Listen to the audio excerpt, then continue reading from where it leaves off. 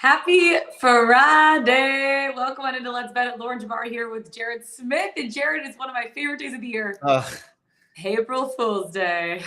I already got you twice. You tried to get us twice. Not just me. They were good pranks. Our poor producer, Jack, she comes on the show this morning. You know, we do a pre-show stream. You know, we hop on a few minutes before the show. First thing she says, I can't do the show today. It registered right away for me. I think Jack fell for it. I really do. Jack's it's a little jumpy in the morning before we go on air. He was like, he gets a little jumpy.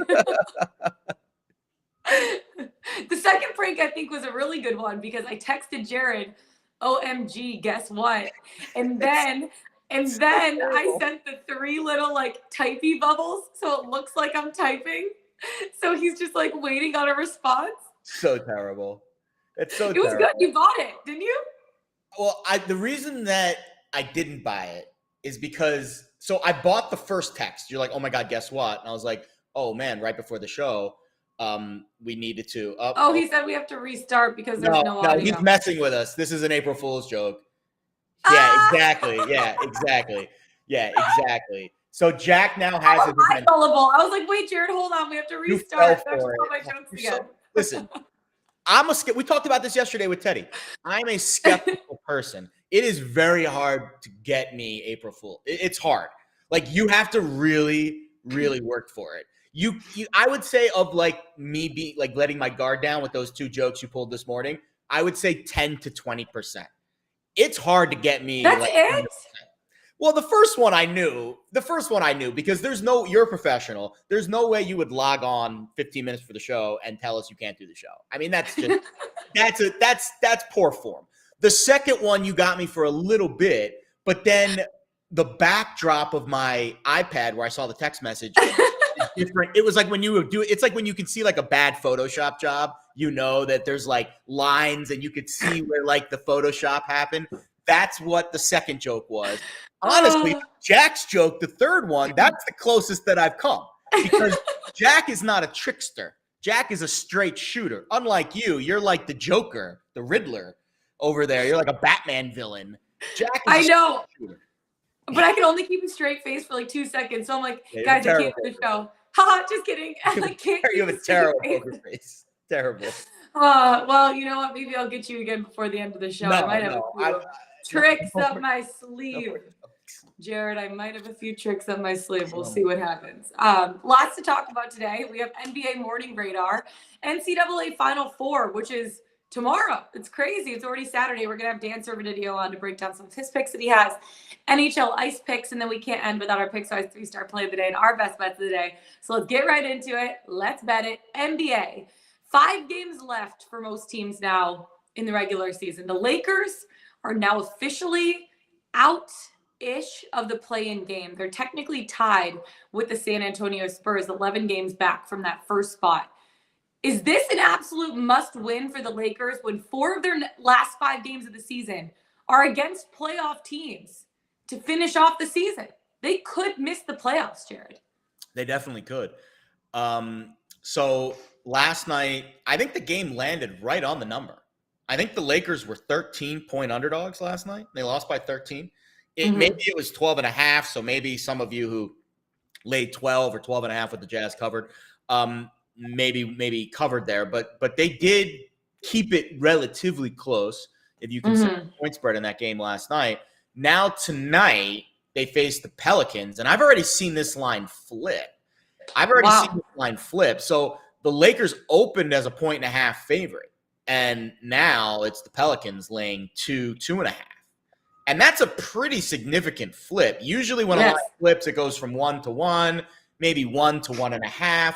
From 1.5 all the way to 2.5, we're almost at now a full possession line flip towards the Pelicans. I can't lay points with the Lakers, so I'm glad that the market has moved to now a point where I can consider betting them at plus 2.5. Is LeBron playing? I don't know. I'm assuming yes. Anthony Davis. None of those guys played last night. I'm guessing they kind of, reserved them for tonight. But again, I have no idea. They might have already quit on this team. LeBron might have already said, screw these guys. I'm out. Anthony Davis might have already said, screw these guys. I'm done. I'm going to try to rest and recover for what's going to either be next year or whatever they're going to deal with in the offseason. Maybe a postseason run. Who knows? I said 11 games back. I meant 31 games back because the West just isn't even close right now between the Suns. And the Grizzlies are in that 2 spot, but they're 8.5 games back of the Suns for that 1st spot. But yeah, the Pels right now sitting at 9th in the West. They're 29 games back, but they are 6-4 in their last 10 games. The Lakers 2-8 in their last 10. So that's going to be really interesting to see how things play out there. Let's talk about the MVP odds for a second, because obviously Nikola Jokic was in that 1st spot, favorited to win the MVP. Odds were a little bit recalibrated yesterday. Now Giannis is back up there. Your thoughts just on the recalibrated MVP odd race? Yeah, how about Giannis last night? How about Giannis last night? So I'm glad that Bucks come out on top. That was some game. I don't know what it is about the Bucks and the Nets, but they know how to entertain. Yeah, that was Russell Crowe and Gladiator. Are you not entertained? I mean, you not entertained? That was some freaking game last night between these two teams. So Giannis 10-1. Actually, he was like 17-1 on FanDuel yesterday morning. Then the game happened and he dropped another 40-piece, 44 and 14 to be precise. And all of a sudden, that's good, right? That's okay. Yeah, last I checked, that's pretty good. All of a sudden, I wake up this morning and he's 6-1 to be the MVP. What? Now, we talked about Nikola Jokic yesterday. I have 2.5 units fully invested on him at plus 160. He is now the odds-on favorite to win the MVP. I've had this $100 free bet in my MGM account for like a month, and it expires next week, and I have to use it on the NBA. And I've been waiting for a futures bet to fire it on. And I finally said, okay, I've got my Jokic exposure. Giannis last night pushed me to hit the submit button on an MVP bet for that guy. I mean, I know Jokic, and we'll get to Jokic in a minute. He's got an interesting matchup tonight against the T-Wolves. But when I watch Giannis play, he's the best player in the league. Stepping out, hitting game-tying threes, step-back game-tying threes in regulation. Unreal. Taking over the game in overtime. 44 points against the Nets. He had a 40-piece against the Sixers and Joel Embiid. Back-to-back games. Sixers, Nets, 40-plus. He's the best player in the league. Is he going to win MVP? Maybe not. Jokic's numbers are pretty good too.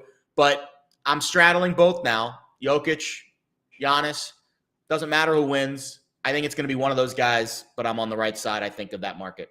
You're having your cake and you're going to eat it too, Jared. I love it. Love to see it. You don't like Joel Embiid for the MVP spot?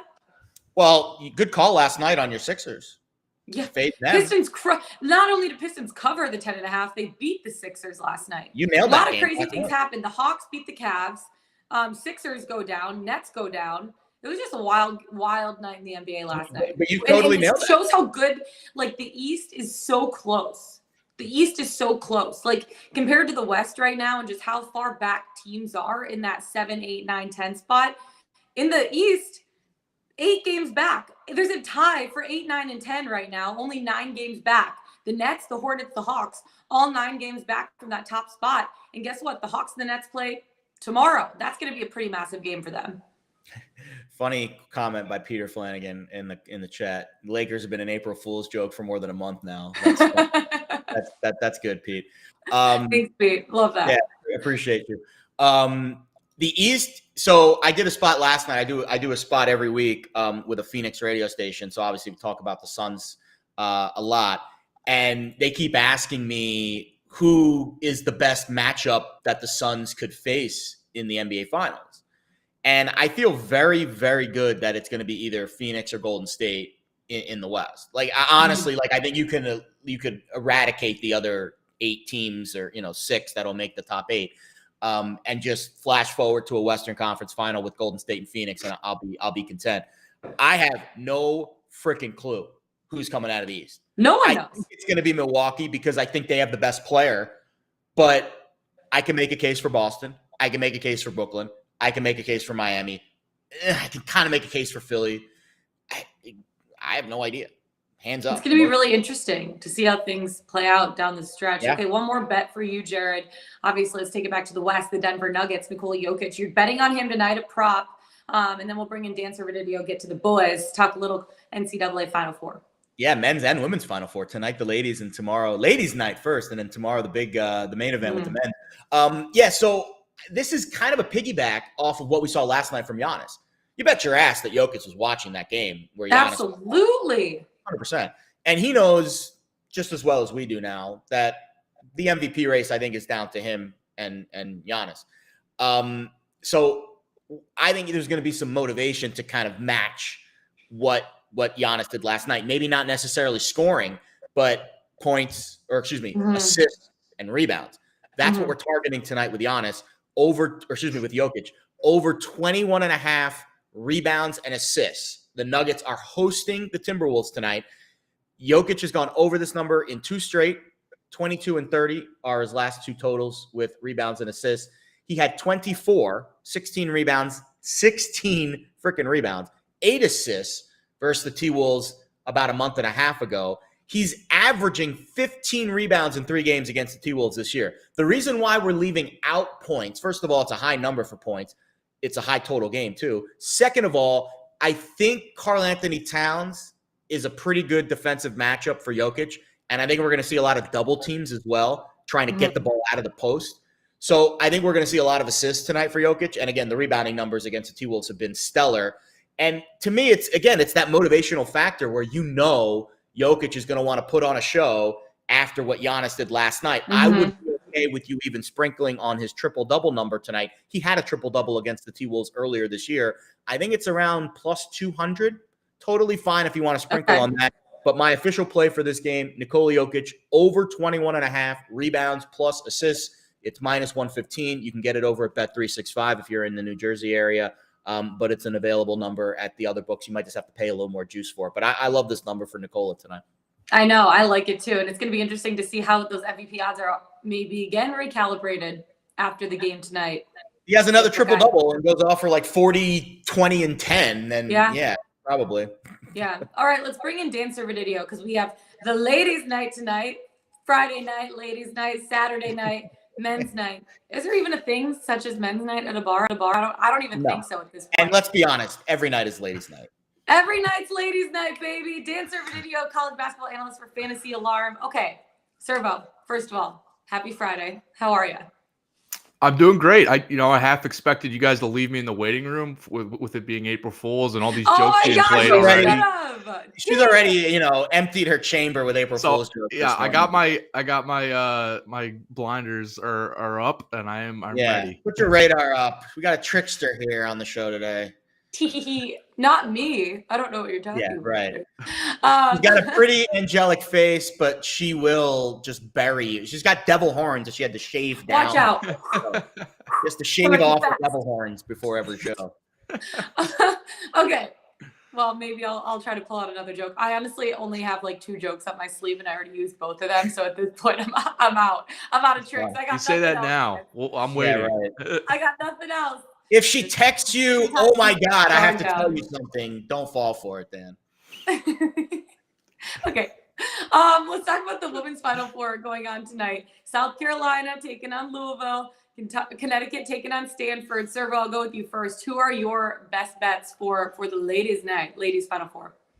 Yeah, well, I'm going with Stanford on the money line. I got them minus 120, and I think it's moved a little bit, but I like Stanford here. UConn, obviously, it's always risky betting against them, but I look at Stanford, last year's national champion squad, brought back 4 starters from that team on a current 24-game win streak. And the big thing here, though, is that people might not realize UConn senior forward, I'm sorry if I get this name wrong, but Dorka Juhas injured her wrist last game, so she's out. She's out for the rest of this Final Four, depending on how far they go. And it's going to cost. It almost cost the Huskies the win. They squeaked by in double overtime in the lead 8, and that means Stanford star forward Cameron Brink is going to have a much easier time down low offensively on both ends, really. But it also means Stanford can more defensively game plan against Paige Buchers here, UConn star player. So I like Stanford to win here. It's tight. It's actually flipped, by the way. UConn was favored, I think, last night, and then it flipped here. So I'm taking Stanford here. I like it. Yeah, Jared, that's the play. Too?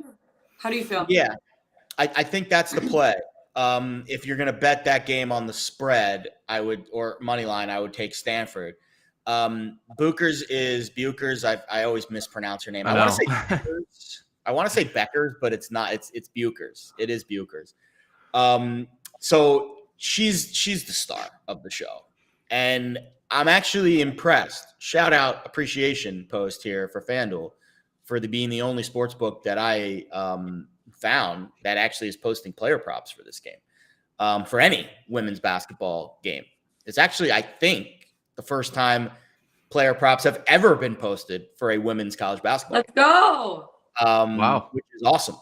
I remember last year I had an in-depth conversation with John Sheeran over at FanDuel, and specifically, it was my first time betting the women's college basketball tournament. And it was the first time I'd ever seen lines available for it. And I remember going back and forth with John saying, hey, listen, I'm watching these games because I'm betting on them. It's a pretty good product. I mean, we talk about the men's game being a little bit tough sometimes to watch.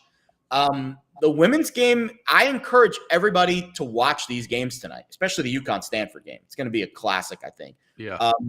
These chicks can ball, man. They are good.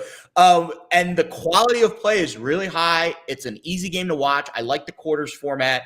And we can now bet props for these games, which lets me target Paige Bukers. And it lets me zero in on her. She had a monster game against NC State. So here's how we're going to play it tonight. I talked to one of my friends who's a women's college basketball analyst, Kim Adams, does a tremendous job covering the Big East and also covering all of women's college basketball. She was at the Elite Eight covering the NC State UConn game.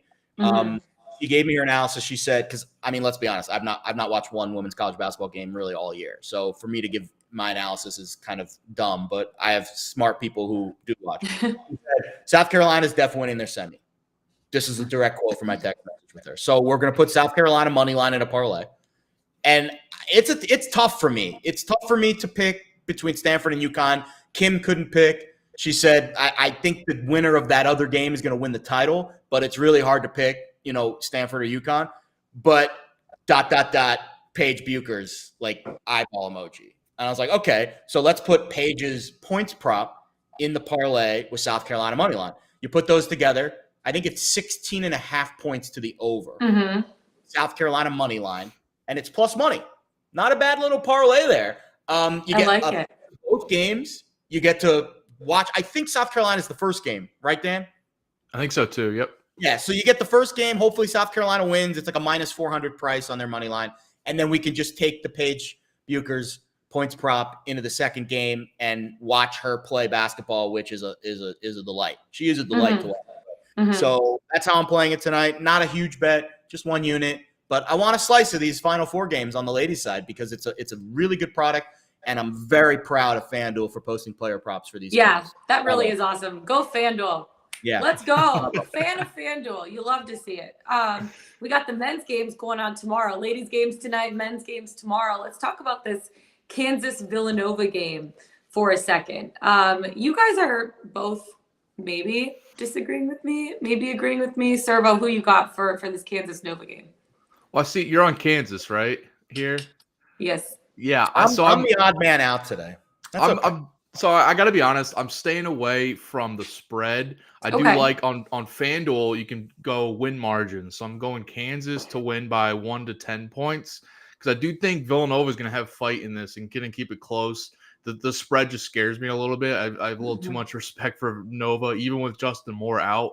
I just think they're going to keep it close and make Kansas earn this. And I think the 1 to 10 points, there's obviously a chance Kansas wins by a bigger margin here, which I think is certainly possible. But I also think that Villanova is going to keep it tight. But the thing with I'm just backing Kansas overall, and you can look at their money line if you want to throw that into parlays or anything. But the thing with Kansas here is they just have 1 or 2 more playmakers overall now with Justin Moore out. And Yeah. Kansas having Remy Martin be an actual real difference maker now. It's just that glaring difference between Kansas adding a key piece over the last few games and now letting him just take the reins of the offense more often than not, especially with Agbaji struggling a little bit here. Mm-hmm. I think he can wake up in this Final Four on a bigger stage. But the Justin Moore absence is huge. And it's, Villanova's a team where, and I think, Jared and Lauren might agree with this too, is they're like the one team that you can take away a star player, a starter, and still have them be competitive, still have them, I wouldn't be surprised if they win this game outright. But the Moore injury is a little too glaring because of how tight their bench has been. They're only running a 6-man rotation, or they have been. So, you got Caleb Daniels, who's been their main bench guy, now moving into the starting lineup. And you have you're trusting, bench minutes, from Chris Arcidiacono, Brian Antoine, but both guys who just haven't had a lot of experience in this tournament. And I think it's just asking a lot, even with a full week of prep, to, what are they going to give you offensively? Maybe they're keyed in on defense and they can slow down some guys, but I just think, like, in crunch time late in the game, I just see Kansas, solidifying their win here. So I like Kansas here. And I think Jared would agree with me on the first half under. We talked about this earlier this week on a preview, but I think Villanova is going to come out with a really good defensive game plan to try to slow down Kansas transition offense, especially with Moore out. I think they're going to have a plan to just try to muck a game up, and especially in the first half, keep it lower scoring. And we know offensively, Villanova is very slow paced. So I do like the first half under here for sure. Jared, to your bet, I will say Nova is more than one guy, but they're not necessarily a deep team. Yeah, they're a smart team. They're a veteran team. They don't make many mistakes. They play great defense. But do you think that they actually have a chance to win this game outright without Justin Moore? Yes, 100%. You do? Absolutely. Why? Because they're Villanova and because they're better. That's not a reason. It's my reason. No. All right. Here's the reason why. So Justin Moore missed one game this regular season. It was a tough game too against UConn, tournament team, a team that was top 4 in the Big East this year, a team with a lot of size, a lot of skill, maybe not as offensively gifted as Kansas is. They won that game pretty convincingly, actually. Eric Dixon was the beneficiary of the minutes that Justin Moore missed out. So Dixon was a guy that's been hovering he's a starter. He's the big man for this Nova team. He was hovering in the high 20s for his minutes most of the year. He got 33 minutes in that game against UConn, and he had 20 touchdowns. So right there's my low-hanging fruit with who's going to be the one player. You mentioned Arcidiacono. He's going to get more time too, no doubt. Great name, by the way, if you forget. He was a guy, his brother won the most outstanding player of the tournament a few years ago. So certainly pedigree, certainly a guy that understands what it's like to win on the big stage, has been around the tournament for a long time. I don't think he's going to be afraid of the moment. Talent-wise, maybe he's not as good as the other players Villanova has. But Arcidiacono and Dixon, I think, are going to be the guys that are going to get the most boost in minutes. And I think Dixon, he had 9 rebounds in 25 minutes against Houston, who's arguably the best rebounding team in the country. I think 6.5 is a very reasonable number for his rebounding prop in this game, based on the fact that I think he's going to get more minutes than what his numbers have indicated during the regular season.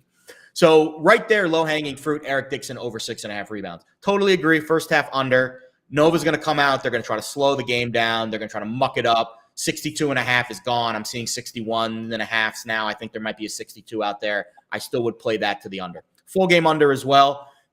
I'm a little less confident in this now that I've seen some line movement push it to 134 at Caesars, but I still feel good that Nova's going to control the pace of this game.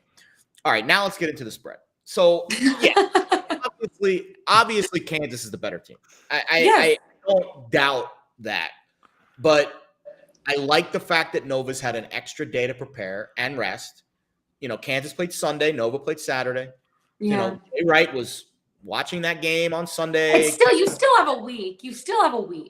Yeah. I know he does. But if you only have 6 guys, I want that extra day. And the one thing that everyone's asked me this week when I've given out this Nova pick was, aren't you worried they're only playing 6 guys? They're going to get tired. They're going to get winded. The final 4 television timeouts are longer. The pace of these games is slower than a regular season game or even a Sweet 16 game because of the pomp and circumstance that goes into a Final Four. The TV timeouts will be longer on Saturday night. Love a good pomp and circumstance. Love it. They will get more time to rest. Life. So I'm totally fine with Nova's rotation being a little bit thinner than it normally is. I still trust the 6 guys that they're going to put out there. And obviously Kansas has 7, 8 guys that they trust, and that's an advantage for the Jayhawks. But I just trust Jay Wright more than I trust Bill Self. And I like the fact that it's a 1-game scenario with a ton of time to prepare. It's not like they have to go back-to-back with a thin rotation. Mm-hmm. And the kicker, the cherry on top, is everyone and their mom is betting Kansas. I mean, it's literally the highest bet team of the week. So I'm not surprised that everyone's betting Kansas, but maybe you should be surprised that the line is shortening. I saw this go from 4.5 to 4 at Westgate last night. So reverse line movement. And this is reverse line movement because there's a lot of handle coming in on this game. And if the line's moving against that, where that handle's flowing on Kansas, I take notice to that. So I think Nova's very live in this spot, and I would not be shocked if they pull off the outright win. Jared is daring to be the blue Fruit Loop in a bowl of Cheerios. Here's the reason why I like Kansas in this spot. They're a rebounding machine. They're great at defending the 3. They handled Providence 3-point shooting. They destroyed Creighton on the boards. And I just think they should be able to crank up their defense to make Nova work inside. They should be able to match Nova shot for shot at the free throw line, which is one of Nova's biggest strengths. They have the ability to shoot inside, outside. They have the defensive ability to force turnovers against a team that doesn't necessarily make mistakes in Villanova. And I think that's going to be just enough for them. The Big 12, in my opinion, got Kansas ready for this game. And the loss of Moore is going to be more massive than we think for Villanova. The depth just won't be there. I know you say the TV timeouts are a little bit longer. 6 guys playing 40 minutes, that is tough on anybody's legs, regardless if you have an extra 30 seconds or not to rest, or minute, however long those TV timeouts are. That's a lot. That's a lot of minutes that these guys are going to be playing. I don't think it's going to be a pretty game. I think it's going to be more of a grind, but I do think Kansas covers in this spot. And I think a lot of that has to do with the rotation that Villanova is playing with. 6 guys playing for 40 minutes, even with longer timeouts. That's tough for anyone's legs. I mean, I don't know, like slice it whatever way you want. If you get an extra minute during a game to get an orange slice, or I don't know, no one's eating orange slices. That was like what you did when you were 12 years old, but it's okay. But we'll see what happens because Jared, I'm comparing college basketball players to Pee Wee soccer.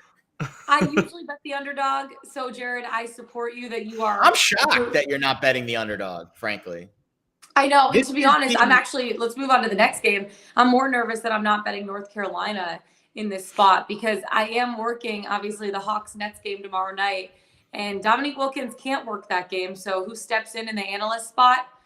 It is Vince Carter. And guess where Vince Carter went? North Carolina. Well, I'm laying the points with Duke, and I'm afraid to tell him that I am.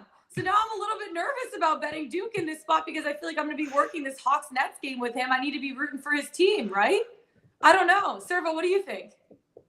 So I'm with Vince Carter here. I'm on the Tar Heels. I just think 4 points is just a little too much. I think they are like if there was a spread that should be a little bit. I'm interested to see where the spread goes by the time the game tips off because you'd assume money comes in on Duke, which I would think, and maybe you get a better number. So maybe wait on North Carolina. But I just think I see North Carolina being this red hot team coming in, especially offensively, and they have this offense to match Duke toe-to-toe, bucket for bucket, and that was a big thing why Duke, pulled away at times from Michigan State, Texas Tech, and Arkansas, where they went on stretches where the other offenses couldn't match them. And I see North Carolina being a team that's faced them twice. They know what they're dealing with here. They know how to deal with Banchero's talent and Mark Williams' size. And I see North Carolina just having that poise, that confidence to match them offensively. Match if they're Duke's playing in transition. North Carolina can do that too. And they've been red hot from 3-point range. Brady Manick and Caleb Love playing with a ton of confidence right now. I love seeing that. They're not going to back down from this matchup. I could see North Carolina having the lead at one point. And I just see if you can get them as underdogs, and they've been playing well as underdogs recently, 4-0 against the spread in their last 4 games as underdogs, including that outright win at Duke in the regular season finale. So I see this game as being a little too close. And I also like the North Carolina team total to go over. I'm a little scared off by the game total being, it's 151. But I do think North Carolina can get over their 73.5 team total. Duke gave up 76 to Michigan State, 73 to Texas Tech, and then 69 to Arkansas, where they kind of the end of the game was a little flat for Arkansas there. But I see North Carolina just having their way offensively. Duke's defense has not impressed me at all, and it's not why they've been winning games at all. It's their offense and their talent on that side of the ball. So I do like North Carolina just to keep it close enough and maybe even win outright, but I like that 4 points I'm getting. Yeah, Jared, how do you feel about this in this spot? Because Duke, I know, Servo, you said their defense isn't what's winning them games, but they're not as much of a liability as I thought their defense would be from watching them in the regular season in the tournament. I feel like their defense has stepped up a little bit. Jared, is that why you like Duke moneyline first half? Are you parlaying this? Yeah, so first I'll cap the game and then I'll tell you how I'm playing it. So of the 2 games, this is, I would say I like, from a betting standpoint, Villanova, Kansas, a million times more than North Carolina Duke. First of all, North Carolina Duke, it's a rivalry game. So you can throw the stats, you can throw the trends, you can throw all the other bullshit out the window. And it's a Final Four game. So everything that we've seen up to this point in the tournament, I think is moot when it comes to these 2 teams. That's why I think the Nova-Kansas game is a better game from a betting perspective. Handle-wise, everyone's on Carolina here, which is kind of surprising. Not a lot of money for Duke right now. Maybe that changes tomorrow. But right now, North Carolina is definitely a public dog.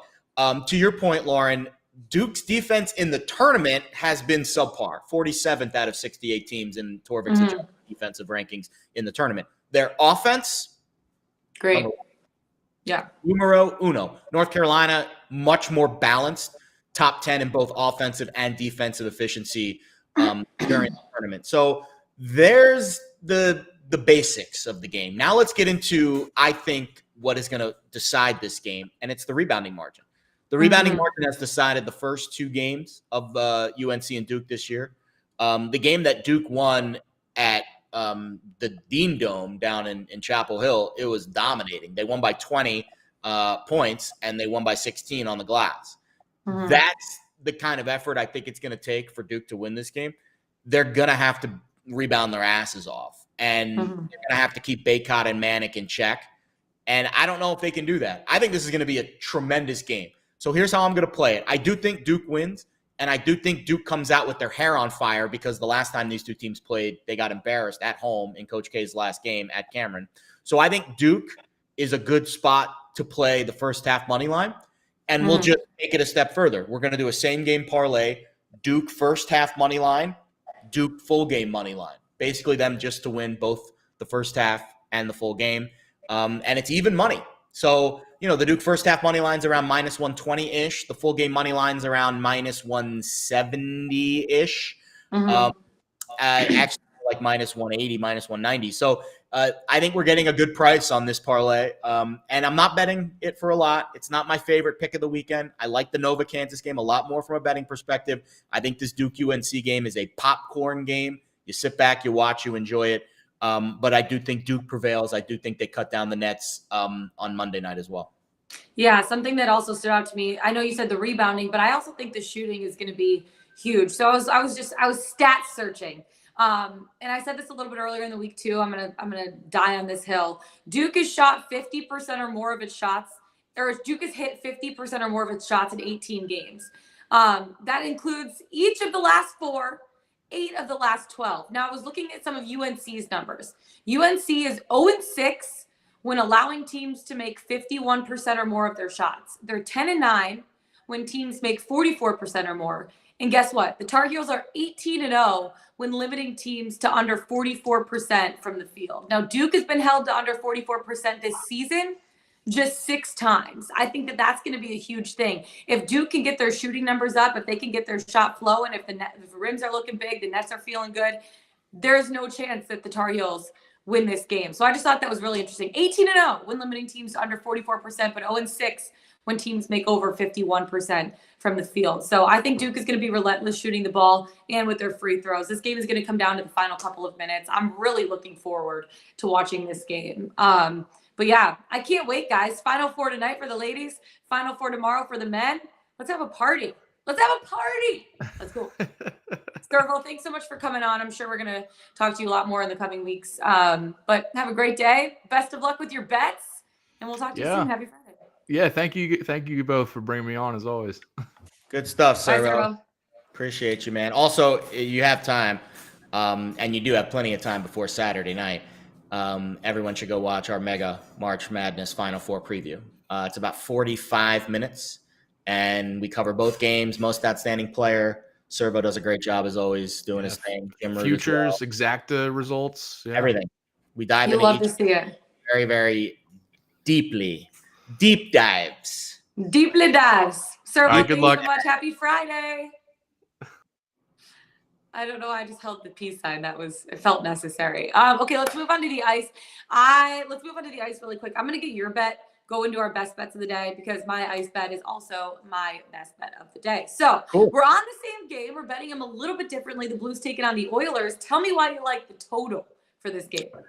Yeah, the over here feels like a good play. Two of the highest scoring teams in the NHL. The Blues actually, maybe surprisingly, maybe not surprisingly, have actually scored more goals than the Oilers this year. We think of the Oilers high octane team, which they are, but the Blues have held their own offensively as well. These teams are a combined 9-1 to the over in their last 10. Edmonton is 5-0.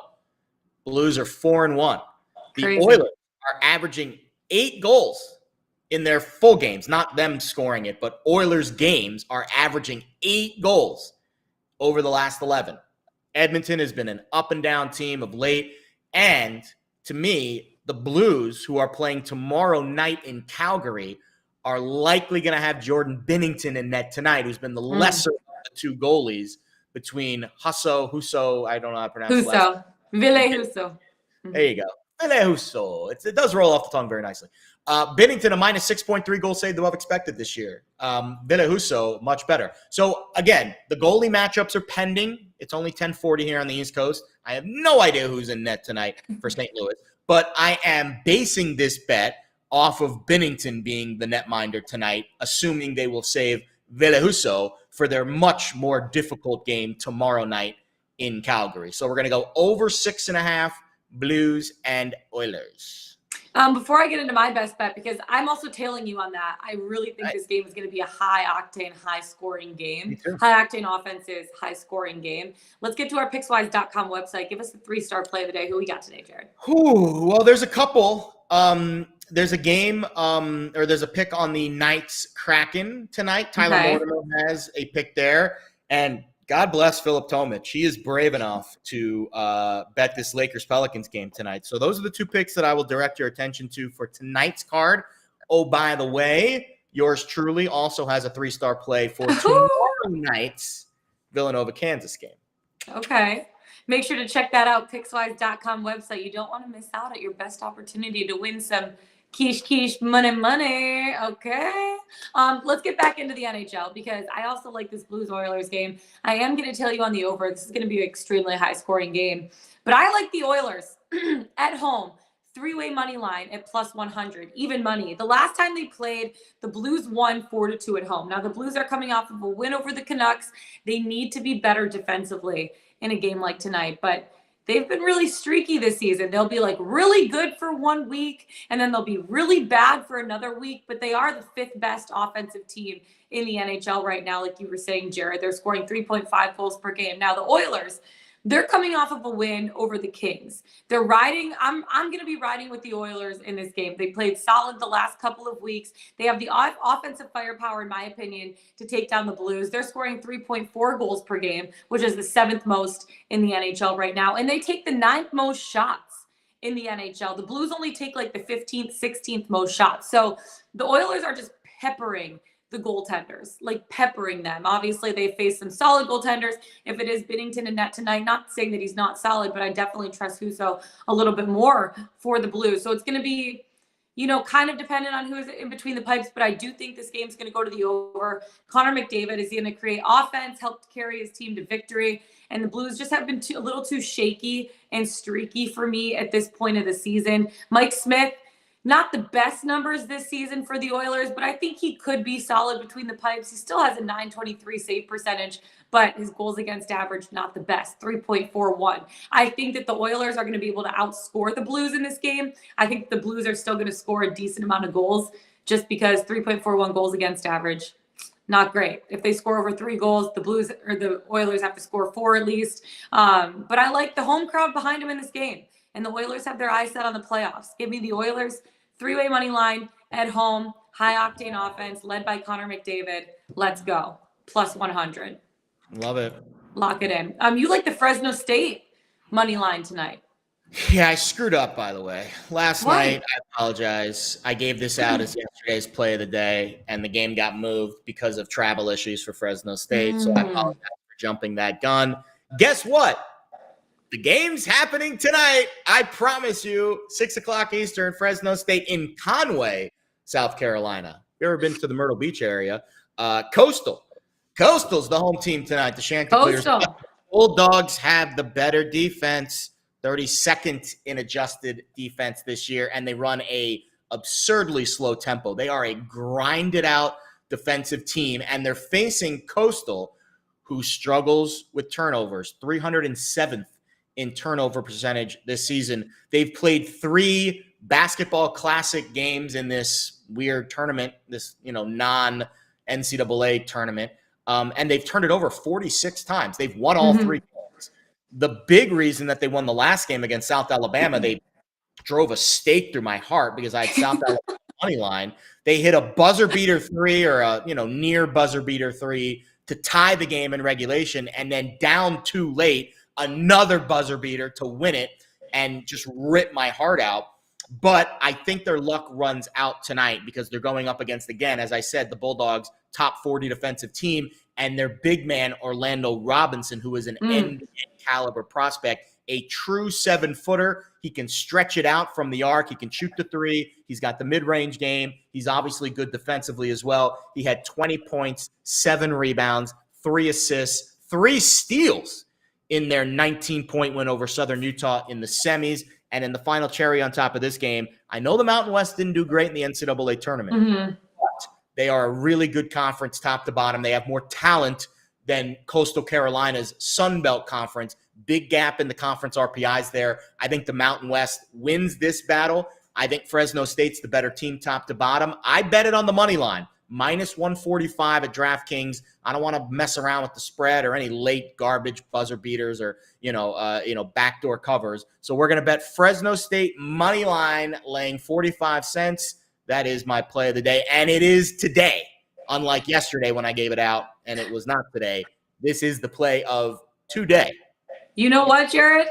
Your best bet today is technically a best bet because it's the best the last 2 days. So. You know what? It's even better than one best bet is the best bet. Sure. Why not? And I might be tailing you on this. Why not? Why not? All right. That's it for us today. Happy April Fools. Make sure to prank people. Get going with it. You love to see it. Jared, I promise I won't prank you again today. Had my fingers crossed. Oh, just kidding. Everyone have a great day. We'll see you guys tomorrow. Let's get it. Let's bet it.